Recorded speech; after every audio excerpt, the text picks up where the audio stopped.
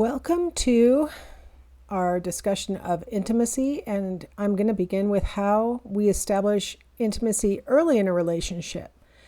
Now, it's really important to qualify this conversation by mentioning that when we talk about intimacy, this is not a euphemism for sex.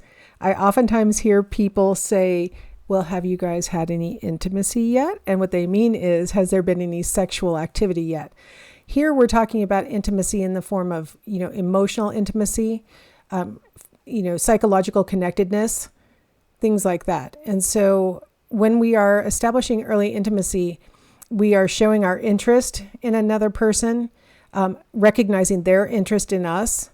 And so when we're talking about this, we could be talking about romantic, relationships, but we could also be talking about friendships, right? When we're first starting to make a friend, we go through a lot of these same stages as we're trying to decide whether this person likes us and we like them, and could we build a friendship from this?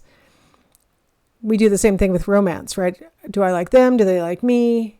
Could this build into something? Do we have chemistry? There's like this other layer that goes along with romantic attraction. But right now I wanted to make sure that we could be talking about any kind of relationship right now that's in its early stages.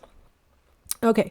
So having said that, the most important factor that seems to draw two people together just out of nowhere, like we're going to talk about some other ways that we become, start intimacy with people.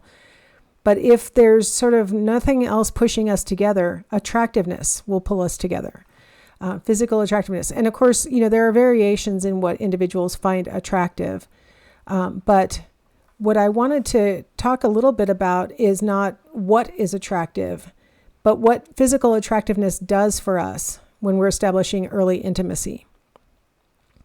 The first thing I wanted to emphasize is the beautiful is better bias. You might have heard it referred to as the halo effect, that people who we perceive to be good looking, we assume a whole bunch of other things that go along with being good looking. So we assume that they're smarter, that they're nicer, that they're more successful, that they're popular. We have all these ancillary things that go along with that assessment that in our eyes, this person is physically attractive. And so they probably have these other qualities that I would also find attractive.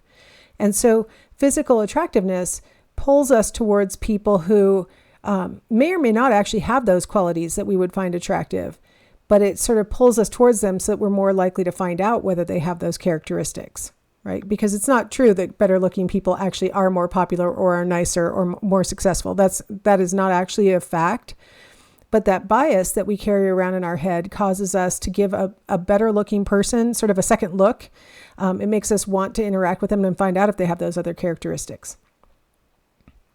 The other thing I wanted to mention about physical attractiveness is that whether we're picking friends or we're picking romantic partners, we tend to find attractive those people who are sort of in our same league of attractiveness, right? That, of course, people who are, tens on the scale of human attractiveness, probably most people find them attractive.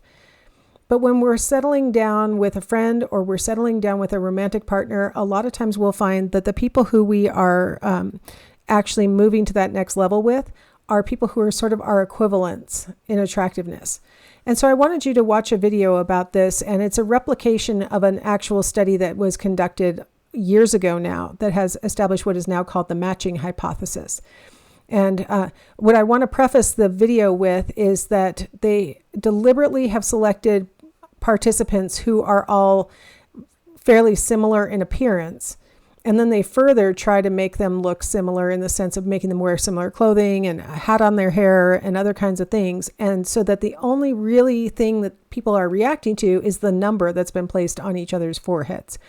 Because when I've shown this video in class, sometimes students will say, why does everybody look the same? It's not a very diverse group. And it's deliberately like that so that really we've taken all of those qualities out. And all we're looking at is how the people are responding to the number. And it's a pretty interesting little study. So next up in the playlist will be the matching hypothesis, and then we'll come back and we'll talk about what it means.